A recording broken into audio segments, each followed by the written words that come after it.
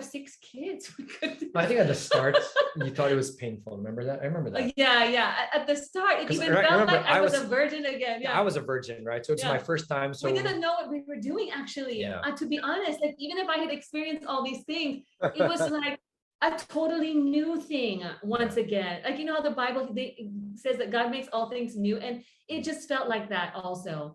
And so there are times, of course, like maybe certain things I have memories. Yeah. And because it's something that was similar or whatever, although it's a different context. And I just have to remember that this is not the same thing, right? And sex is not about me all the time. It's something I'm giving to my husband. You know, sex is a very, just let me Okay. explain this part, okay? Right? You know, the Bible says your body's not your own. And I'll say what, because I feel that way. I have to give my body to you. you always want to give your body to me. Oh my goodness. Okay, so, you know, I think I learned also to see sex for the way that God designed it. It's really supposed to be a selfless thing also, where it's something that I can also do to serve Edric, to be a blessing to him, to love him, to show my love for him. So it's not just what I can get out of it or what it, you know, this was my experience. So sorry, babe, you know, we can't do it because it reminds me of that. And so I think that's also how God helped me to reframe things. Right. Right. That this is what sex is supposed to be in marriage. And how can I also be a blessing to my husband?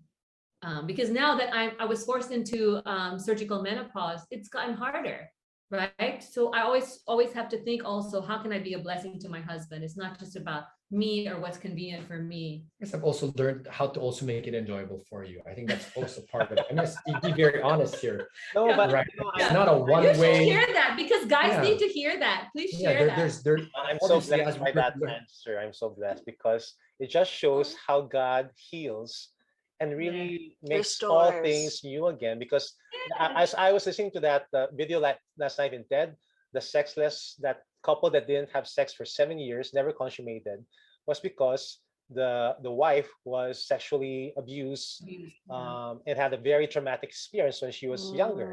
And so she So carried it into the yeah, so relationship. she carried that into their relationship. And but this shows that God is so faithful in restoring things. So Yeah. praise And I God. think Edric was saying, right, he's also very sensitive and what were you gonna say? Yeah, what were I you was gonna say? good. Okay. Yeah, you were gonna say No, something. anyway, they can edit this after. It's so funny. They can So, edit this. Yeah.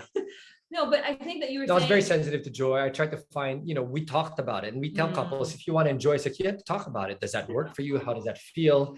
is this And I was uncomfortable for you? very, very, very sensitive to the fact that she had come from that background, you know. So I would ask her, you know, what things conjure up the trauma, you know, is this working? And I think because we were working on it together, that also made it, I'd like to say, enjoyable or holy, right? And to be honest, I felt safe with him also sexually speaking, because he had not had sex with any of his girlfriends. So I didn't ever feel like, you know, I was being used or whatever. Only when I found out later on, but he stopped it in marriage, that he had experiences with pornography. And that really affected me. Because for me, that was more similar a thing, that What out of happened? context way of enjoying sexual stuff, not according to God's design. That affected me more when I found that out.